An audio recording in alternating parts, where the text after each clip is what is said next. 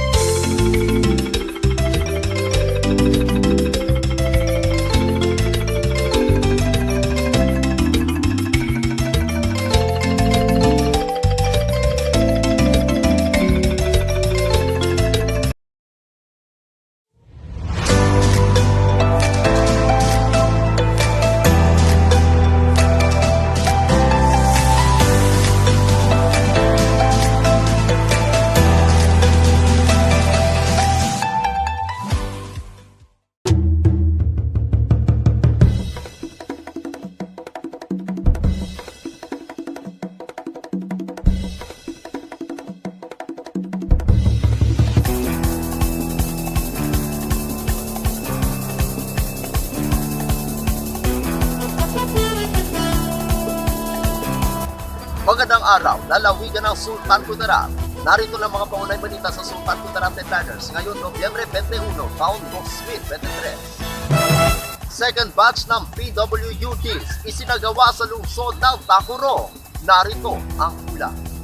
Ang City Government of Tacurong sa pamumuno ni Mayor Joseph George L. Lechoncito, MD-DPA, kabalikat ng City Social Welfare and Development Office sa ilalim ng pamumuno ni Nancy Bawi, RSW at City Health Office sa pamumuno ni Dr. Giovanni D. Deles.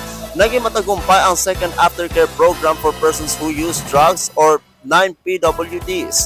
Noong ika-21 ng Nobyembre kasalukuyang taon na ginanap sa Tacurong City Cultural and Sports Center. Dumalo si City Administrator Ramon Losanyes na kumatawan kay Mayor Lechoncito na nagpakita ng suporta.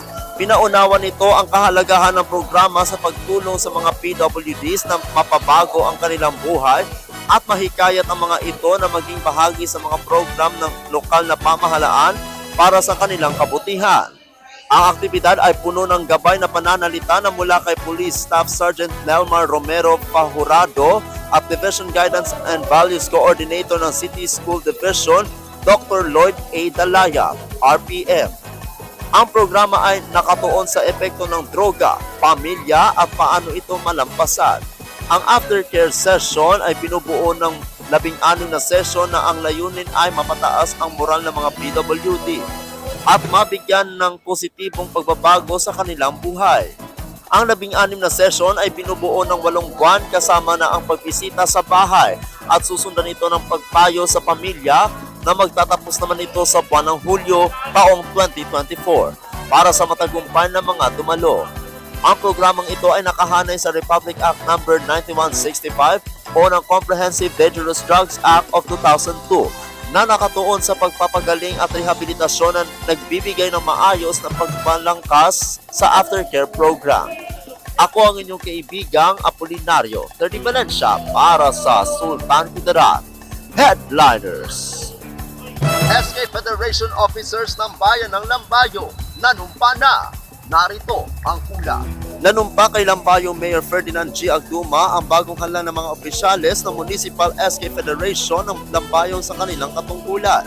Isinagawa ang nabanggit na oath-taking sa Dato Pusay Hall ng bagong Municipal Hall. Tinanghal na bagong SK Municipal Federation President ng Lambayo si Abraham Moises, Monico S. Albento ng Barangay Tamba. Samantalang nanalo naman bilang Vice President si Yasser B. Salibaba ng Barangay Lagaw, Secretary Divine Faith A. Ablasa ng Barangay Matyumpo, Treasurer James Lou R. Delfinado ng Barangay Mamali, Auditor Sahabudin H. Manalaw ng Barangay Pimbalayan, PRO si Jimrel Uso ng Barangay Palumbi, at Sergeant at Arms naman si Elmore Bonilla ng Barangay Mitapo.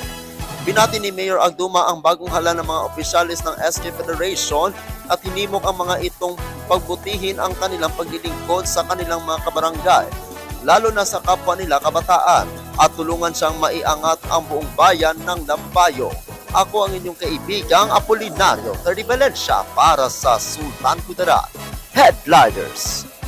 Para sa uling balita, tribong talakudong ng Tacurong National High School pinaghahandaan ng street dancing ng Kalimudan Festival.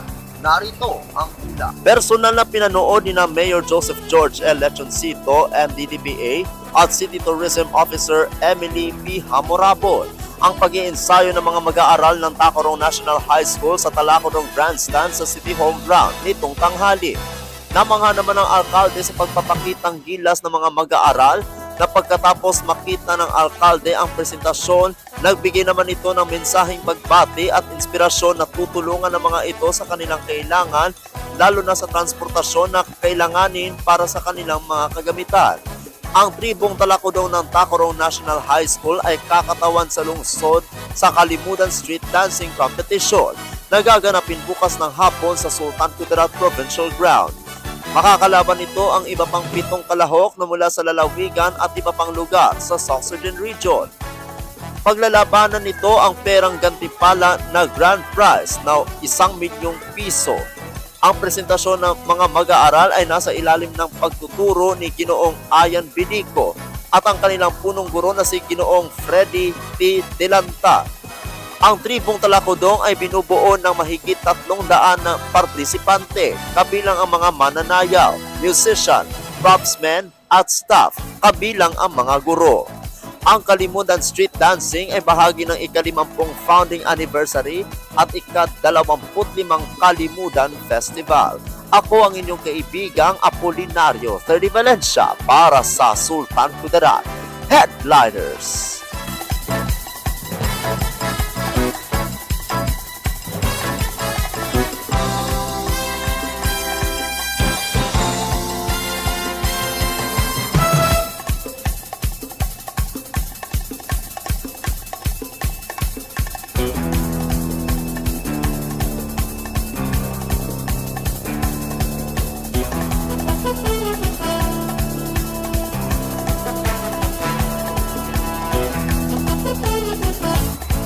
At yan ang kabuuan mga balita sa araw na ito.